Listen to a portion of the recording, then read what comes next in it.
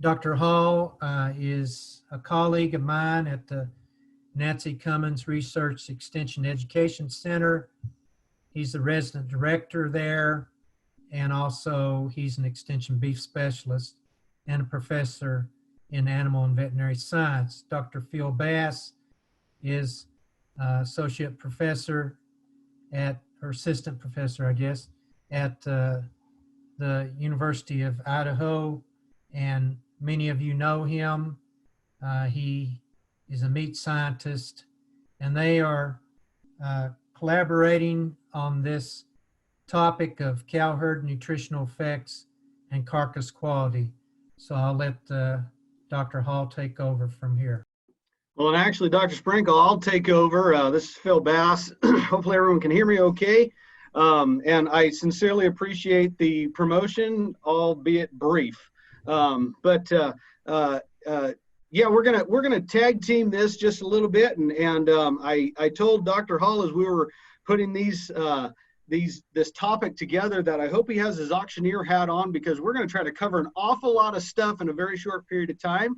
And then also, and hopefully we'll still give you some things to take home back to your stakeholders in your area, wherever that may be. And let's have more discussion as this goes along.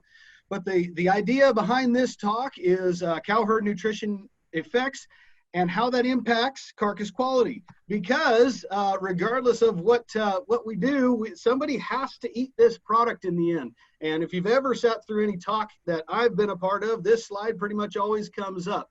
Marbling is a great contributing factor to overall beef palatability. It's the little flecks of fat, what I also like to call the little flecks of flavor that the animal sprinkles throughout the meat for us. And those little flecks of flavor enhance the flavor, juiciness, tenderness, as Dr. Sprinkle alluded to in the previous talk. But they are also going to be a big contributing factor to overall value of that beef carcass. And I get the opportunity and privilege to talk to an awful lot of producers regularly who forget to sometimes make those connections. But I truly believe that the U.S. beef population is really starting to make a big focus on this. And I'll show you some data later on, because of course we're scientists, we get to show charts and graphs in our talks. There's a number of different things that are going to influence the physiology of the calf. And kind of breaking it down just briefly, weaning age and method, and we'll talk just a little bit about that in our short time that we have here. Dietary intervention is going to be our biggest focus today. Growth promoting technologies, that's a whole semester long course, and so let's talk about that in another time. And then of course health management, overall health management, Dr. England will bring about later on. To set the stage, however, Dr. Hall is going to begin talking a little bit about how that cow is going to really impact that calf and set it up for success. So Dr. Hall, when you're ready.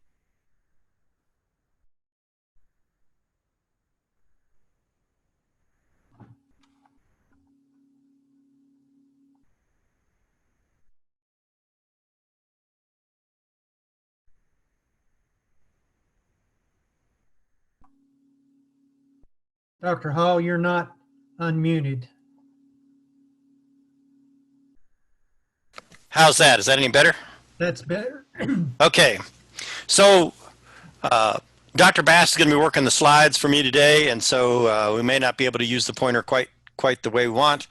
But, you know, when we talk about finishing cattle, and especially if you've ever had any producers that retained ownership, quite often we get the comment of, well, they didn't grade. Those guys must not have known how to feed those cattle at the feedlot. And there may be some truth to that sometimes, but other times what we've learned in the last 10 years or so is that what happens to that calf, both in utero and while he's nursing his mom, can really affect the final product that we're going to have at the end. Next slide. So if we look at this time chart, which came from Dr. Dew from over in Washington at WSU, and we look at different times during the fetal development and even postnatal development, we can see that there are key times when the carcass quality and carcass can be affected. So the first one is, if we look there at that blue bar down at the bottom, that early time from early through mid gestation is a time when muscle fiber formation is occurring, And what we're getting is more muscle fiber cells being produced in the fetus at that time.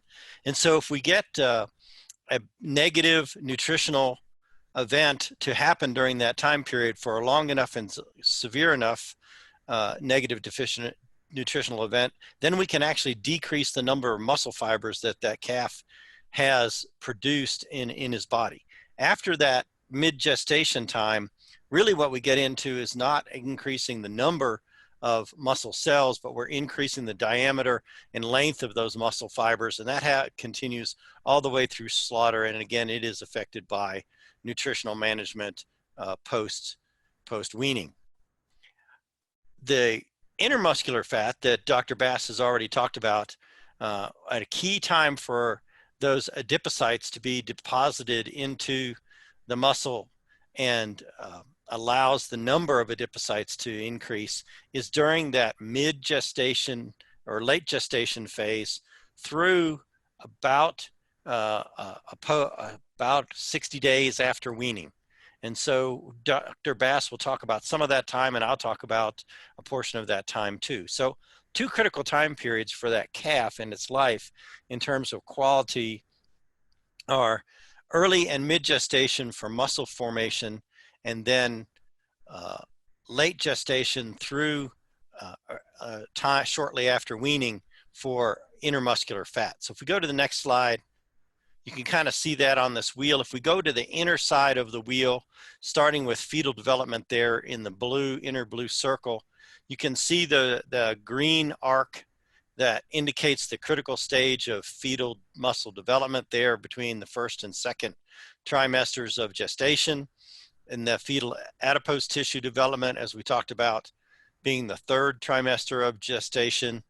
And then the calf is born. We have some effects on the ability of that calf to grow and develop while it's nursing his dam.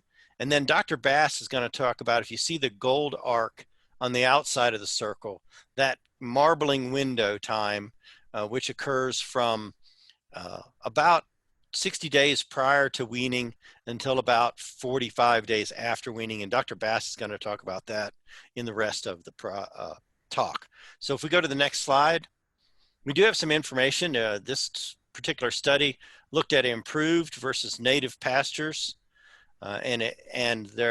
when the cows were being grazed on those pastures during mid-gestation for about 60 days. And then after that, the cows were treated the same and the calves were treated the same. What they saw is those cows that grazed improved pastures, so therefore had better protein and energy nutrition during fetal development. Those cows produced calves that were heavier at weaning, they were heavier at slaughter, and they had a higher hot carcass weight than the cows that had been raised out on native pastures or a range type environment.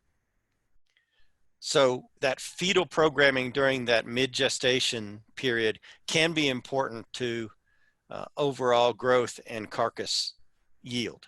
If we go to the next slide, this was a series of 3 studies that were done by the University of Nebraska, where they either had cows the cows were grazing protein deficient range during the last trimester of gestation, and they either received a supplement or no supplement.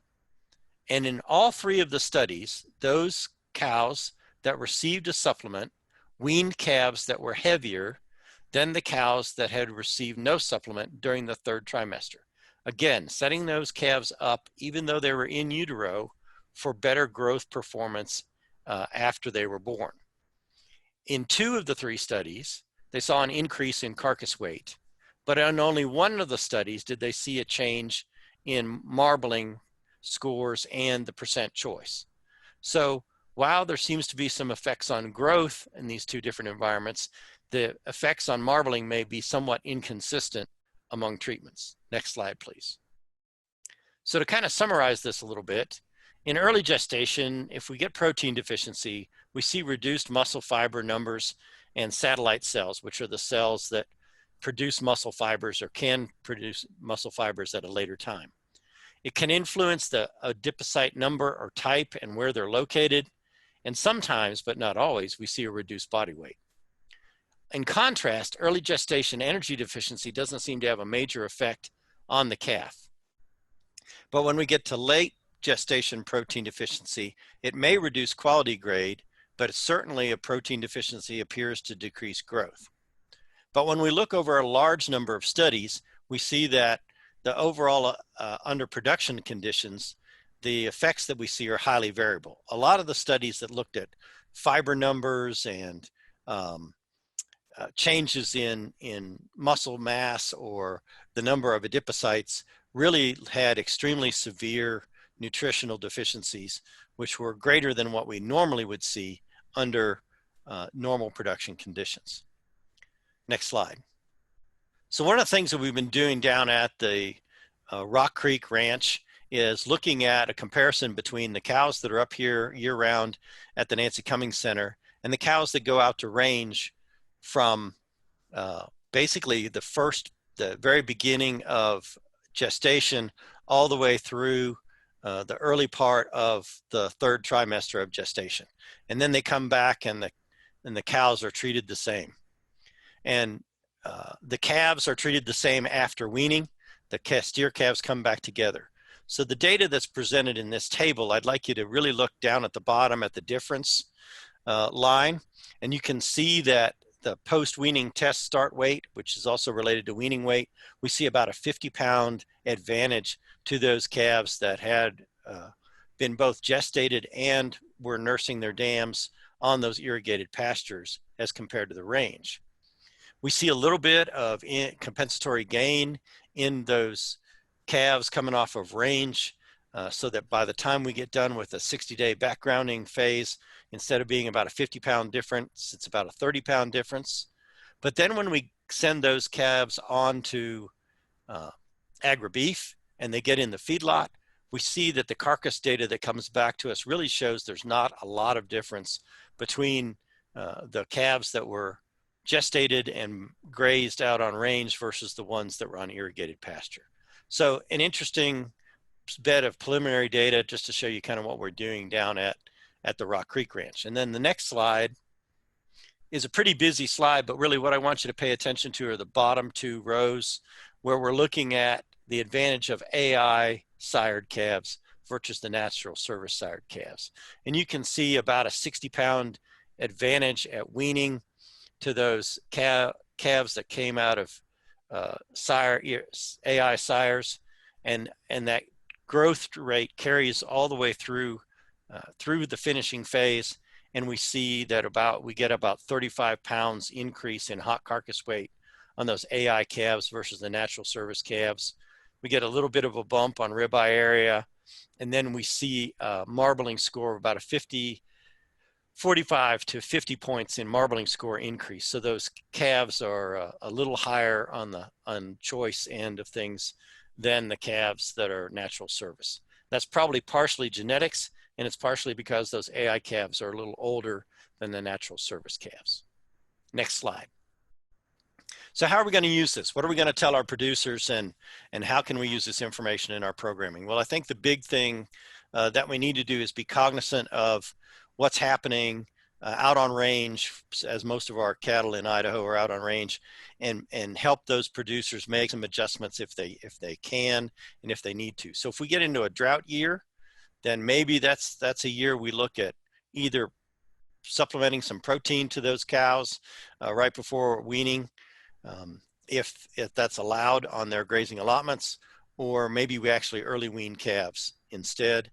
And of course, the big thing then is, as we have producers using some warm season annuals for late season grazing that are maybe dormant, or where they're using dormant range, the work that Dr. Sprinkle and Joseph Sagers did looking at protein supplementation of cows out on dormant range certainly would go hand in hand with other data from a variety of researchers that say that third trimester we really need to get some protein into those cows if their range or whatever they're grazing is deficient in protein.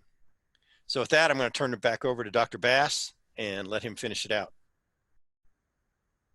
Cool. Thank you. Thank you, Dr. Hall. Hopefully you guys can hear me. Yep. Okay, very good. moving back to just reiterate, this is going to be kind of that we're talking about that dietary intervention, and I want to have full disclosure. I am not a nutritionist. I pretend to be at times. I am, if you don't know who I am, I'm the guy on the far right over there with the leg of lamb actually in front of him. But we do have actual real live nutritionists here in the animal science department. Please get out there and visit with them for some of those more in-depth conversations. I did run a few of these ideas by with Dr. Rezamon, who's on the far left, and Dr. Chibiza is also right down the hall with me. Once we get released back into the normal world, come on out and visit with these folks directly. But hopefully my Reader's Digest version will apply well enough so you can go out and continue to tell the message to our general stakeholders. Let's review then how ruminants, these magical creatures, these ruminants convert feed to fat, okay? Because we have that fantastic fermentation vat, the rumen, it's going to be doing that fermentation and generating 3 predominant volatile fatty acids: acetate, propionate, and butyrate. For those who have had their ruminant nutrition discussions or have their fermenting animal discussions, these are our 3 primary volatile fatty acids we will be generating.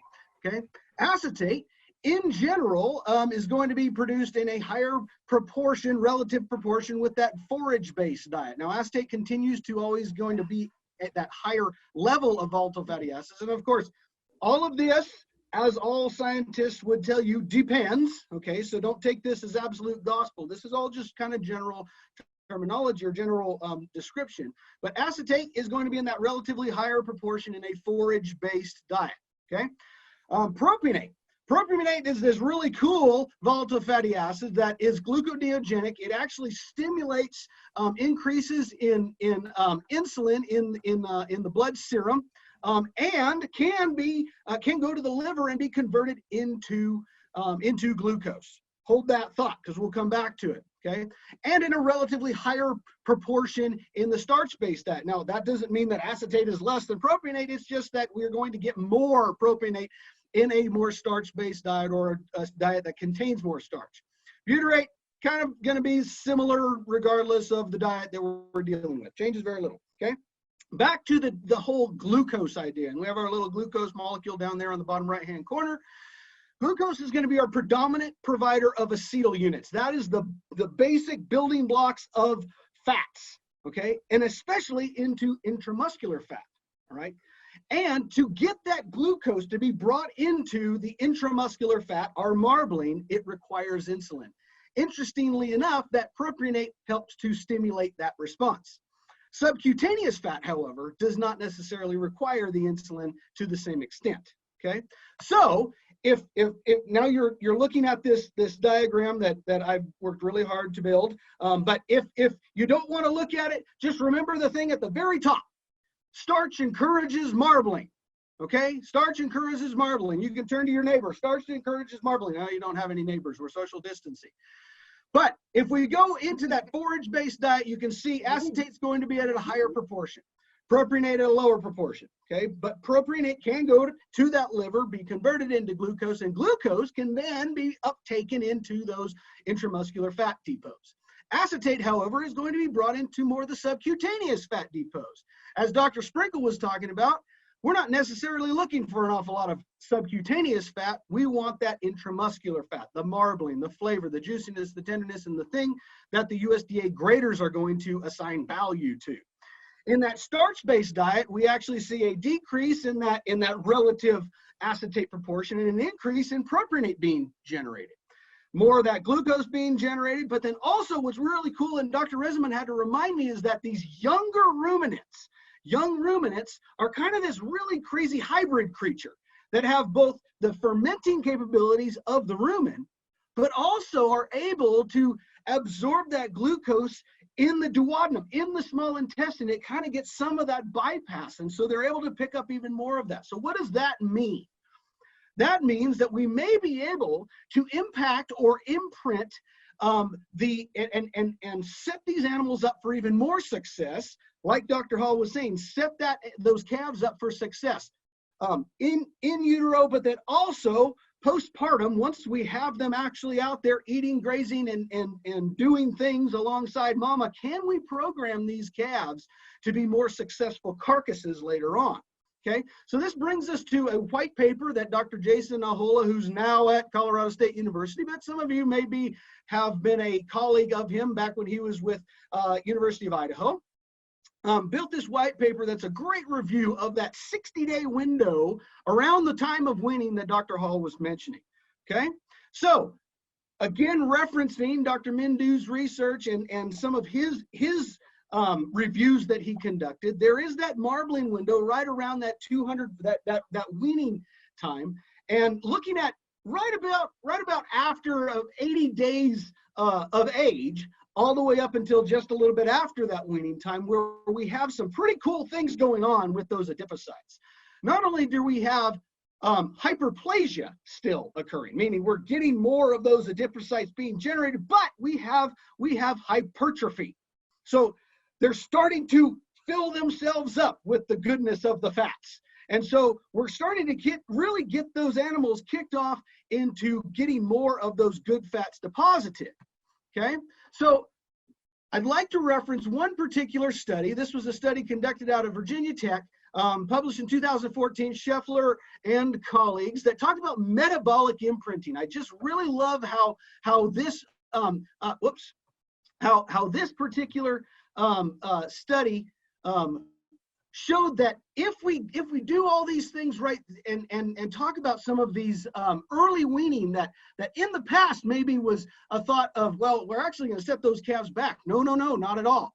We're giving those calves the cells within them the chance to get ready to become more superior carcasses. Okay, and so real briefly, we had our normal weaning group weaned at 253 days of age, grazed for 156 days, and then fed after that for minimum 75 days to a target back fat of 1/2 inch. Okay, and then we have our metabolically imprinted group, weaned at 105 days, very early on, but fed a concentrate diet. Now, it's not a complete and total finished ration concentrate diet that they would get at a feed yard.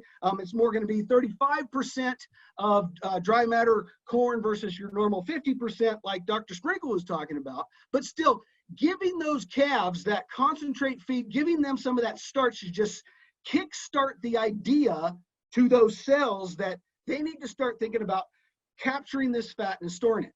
Okay, so fed concentrate for the remainder of their time to the 253 days of age, same as the normal weaning group. Then both of them were grazed for 156 days.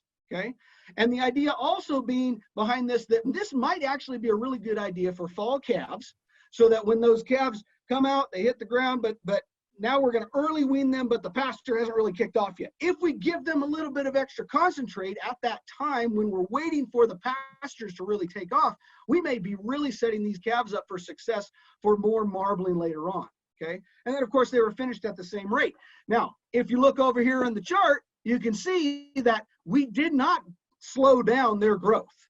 And in fact, we really stimulated some of their growth. And when I say we, they did, but we stimulated their growth. We have a pretty good amount of additional hot carcass weight. So we're selling more pounds on these animals, not as much back fat, which is kind of cool considering, you know, conventional wisdom, more back fat should lead to more marbling. That didn't happen in this case. In fact, this is that idea of metabolic imprinting. We taught the cells that if we give you this concentrate earlier on, maybe you just want to take that extra energy and put that into marbling. And that's what we saw here. And in fact, it was a pretty substantial improvement in marbling overall.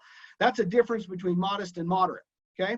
And then also muscling was improved. So what may have happened, because we don't know absolutely, but what may have happened, the authors of that study postulated that there was this increase in production of pre-adipocytes during the imprinting, resulting in more pre-fat cells that matured during the finishing phase. So we taught the cells that didn't know what to do yet to become fat cells. And that's kind of what the next one is saying, more mesenchymal stem cells that eventually become fat cells. We're telling these cells that are kind of like, I don't know what we want to do. It's that freshman that comes in as a pre-vet. I don't know what I want to do. Well, I think we're going to turn you into intramuscular fat cells, okay?